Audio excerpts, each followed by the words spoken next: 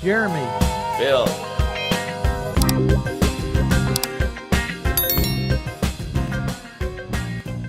We're gathered because we want to announce the final 3 topics in a collaborative series we've titled The Other Days the Music Died.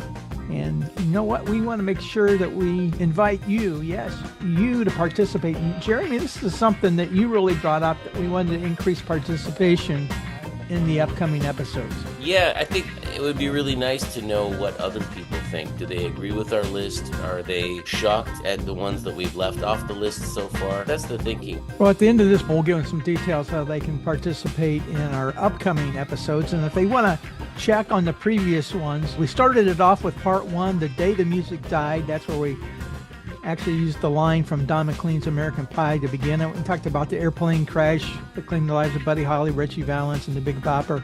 Introduced the members of the 27 Club. In the second one, Two Kings and a Princess, we share our thoughts on the days we lost Elvis Presley, Michael Jackson, and Princess Diana.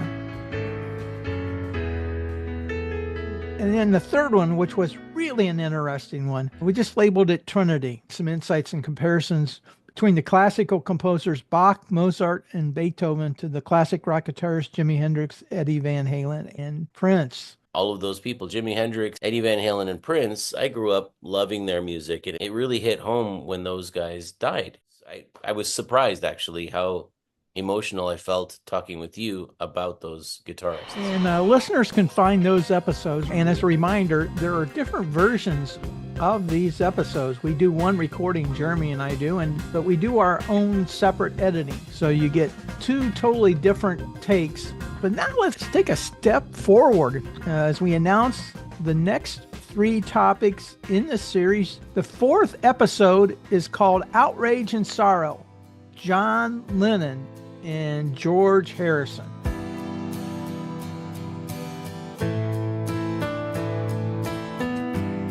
For me, this is a really interesting topic. The death of John Lennon was a shock. It was sudden, it was terrible, it was, so early in his life that it really hit home for millions and millions of people, and continues to, I think, echo. George Harrison, when he passed away, the world wasn't as shocked because we knew he was ill. He was older at that point.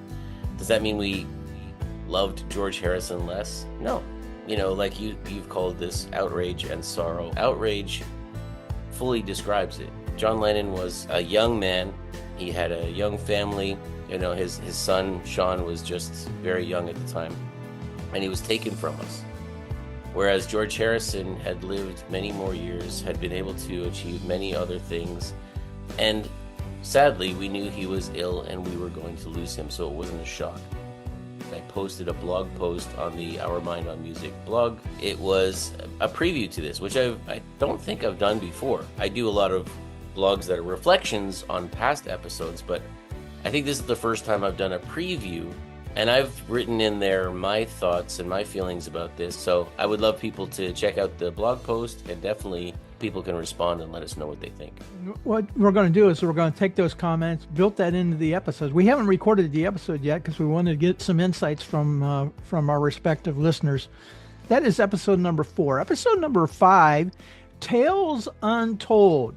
This is about 2 iconic storytellers, Jim Croce and Harry Chapin. Jeremy, what are your thoughts on this episode? You came up with the title Tales Untold, and I love it because these are 2 storytellers, more than, I think, even musically.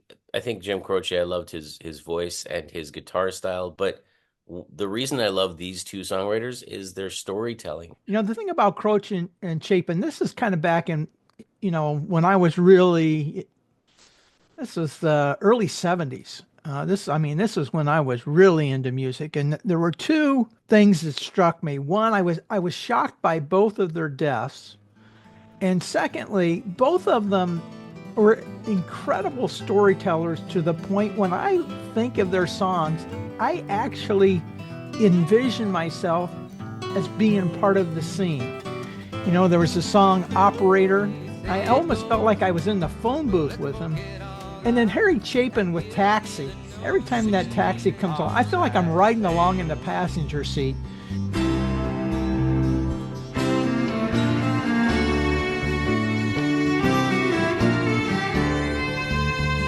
Something about her was familiar. I could swear I've seen her face before. But she said, I'm sure you're mistaken. And she didn't say anything more. It took a while, but she looked in the mirror. Then she glanced at the license for my name. A smile seemed to come to her slowly. It was a sad smile just the same. And we'll talk a little bit about their untimely deaths, a little bit on their background, some of their songs, and how people responded to their deaths. And then our sixth and final one. This was the final one in the 6-part series. The Other Days the Music Died. A totally different perspective. The previous 5 episodes have really been more how fans or the world reacted to deaths. In this one, we're going to talk about bands and how they reacted when a core member of their band passed away. Yeah. Comment on this if you don't mind, Jeremy. I don't mind at all. So I mean, I'm looking at the list that you created here, Phil, of just, some ideas to think about with bands. The one that's not on the list here is Led Zeppelin, which, when John Bonham died, I don't think there was very much discussion at all, if any, about replacing him and continuing with Led Zeppelin. You mentioned Nirvana, which is a great example. When Kurt Cobain died, I don't believe there was any discussion ever of continuing Nirvana with a different singer. Maybe at the timing in Led Zeppelin's career, they might have felt like it was coming to a close anyway. Nirvana, I don't think so. I think the fans and the other members of Nirvana were ready for that to go on for quite some time.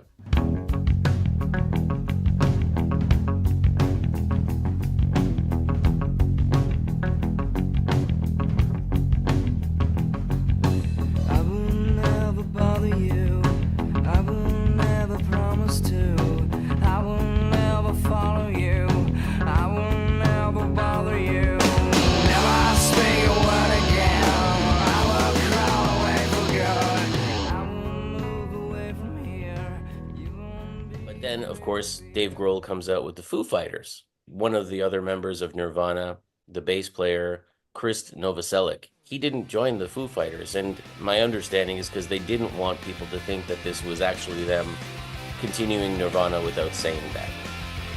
They wanted to be respectful of their decision. What have we done with innocence? It disappeared with time, it never made much sense.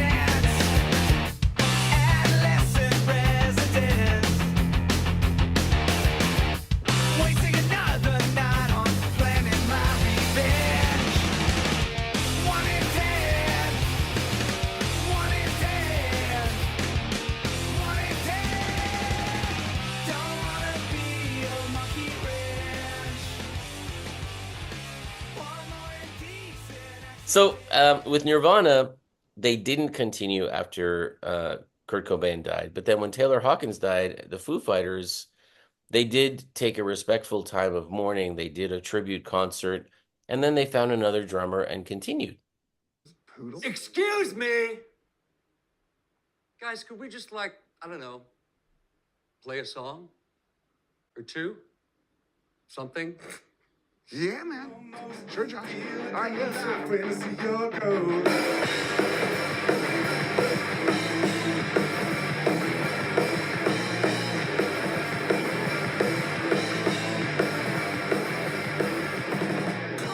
So I think it'll be a really interesting discussion for us and for our viewers to explore that. Why the different reaction? So, I mean, again, we have not recorded this episode.